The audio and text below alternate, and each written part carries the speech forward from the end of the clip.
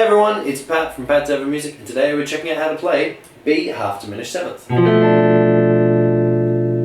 it's a little bit of an ugly sound, but it is a great chord to know how to play. Now half-diminished seventh, that sounds like a bit of a mouthful, and there's a lot of theory, but don't worry guys, all of these three chords are awesome because you can play with any of these shapes all of the half-diminished chords that there are. Okay, we're going to do a little bit of theory. I'm going to show you a beginning chord, an intermediate, and an advanced chord, but you guys can definitely play them all, I'm sure, okay? But the only theory you guys need to know is B half-diminished seventh is what the chord is, what are the notes in the chord. So in a normal diminished chord, you've got a root note, which is B half-diminished. Then you've got a third degree, and you've got a fifth degree. Now, that's in a major chord. Now in a diminished chord, you flatten the third and you flatten the fifth. So you get 1, flat 3, flat 5, right? So you get B, D, and F.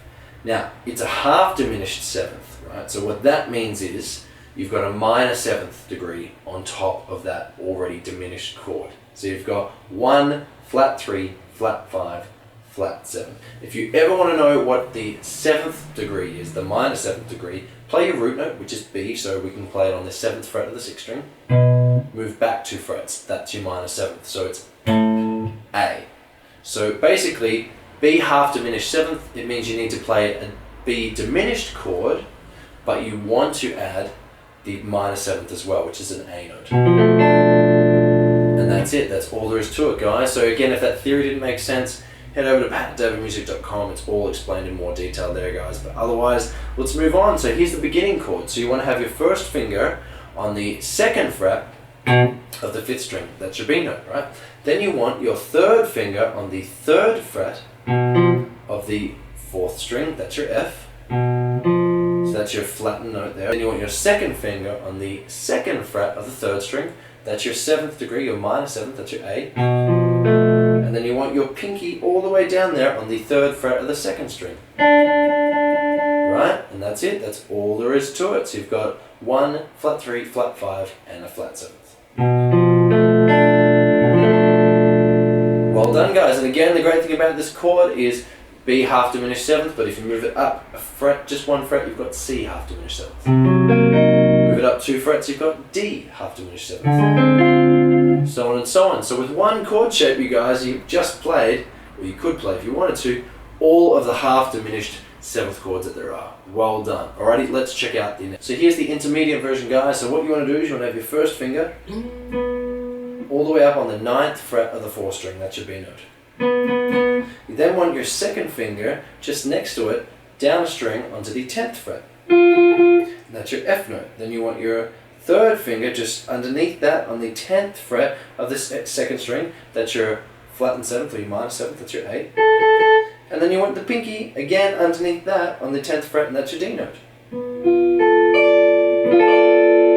Again, same chord, just a slightly different voicing. You may prefer one over the other, it's completely up to you, but that's another way to play B half-diminished seventh. Let's check out the last way. So in this advanced method, guys, it's a barring chord, which means you use your first finger to bar or hold down multiple strings, starting from the 7th fret on the 6th string.